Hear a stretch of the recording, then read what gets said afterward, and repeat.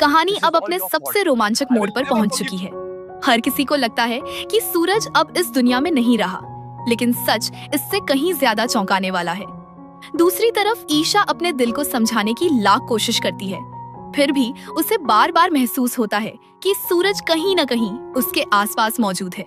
इसी बीच बंटी से मिली जानकारी ईशा के मन में कई सवाल खड़े कर देती है। उसे पता चलता है कि सूरज की मौत कोई हादसा नहीं थी, बल्कि इसके पीछे किसी की सोची समझी साजिश हो सकती है। धीरे धीरे उसका शक आकाश की तरफ बढ़ने लगता है। घर में शोक का माहौल है, परिवार का हर सदस्य दुख में डूबा हुआ है, लेकिन कुछ ऐसे राज भी हैं जो अभी तक सामने नहीं आए। ईशा जब वहां पहुंचती है तो उसे एक बार फिर किसी अनदेखी मौजूदगी का एहसास होता है। उसे लगता है जैसे कोई उसे देख रहा हो और उसकी हर बात सुन रहा हो। उधर आकाश भी बेचैन है। उसे हर पल डर सताने लगा है कि कहीं उसका छिपाया हुआ सच सामने न आ जाए। हालात तब और अजीब हो जाते हैं जब कुछ ऐसी घटनाएं होने लगती हैं जिनका जवाब उसके पास नहीं होता। डर और घबराहट के बीच उसका आत्मविश्वास टूटने लगता है। आखिरकार दबाव इतना बढ़ जाता है कि आकाश अपनी जुबान पर काबू नहीं रख पाता। वह उन सच्चाइयों को स्वीकार करने लगता है जिन्हें वह लंबे समय से छिपा रहा था।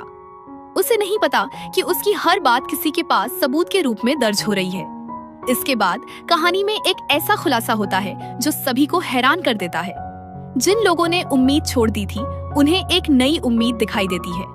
परिवार के सामने कई छिपे हुए राज्य खुलने लगते हैं और अब सबकी नजर इस बात पर है कि क्या आखिरकार न्याय होगा या फिर कोई नया खेल शुरू होने वाला है। लेकिन कहानी यहीं खत्म नहीं होती। अभी भी कई सवाल बाकी हैं। क्या सच सामने आने के बाद सूरज और ईशा की राहें एक हो पाएंगी? क्या आकाश अपने की सजा से बच सकेगा या फिर कोई नया दुश्मन कहानी में प्रवेश कर सब कुछ बदल देगा? आने वाले एपिसोड्स में कई बड़े ट्विस्ट और इमोशनल पल देखने को मिल सकते हैं। आपकी नजर में आगे क्या होना चाहिए? अपनी राय कमेंट में जरूर बताइए।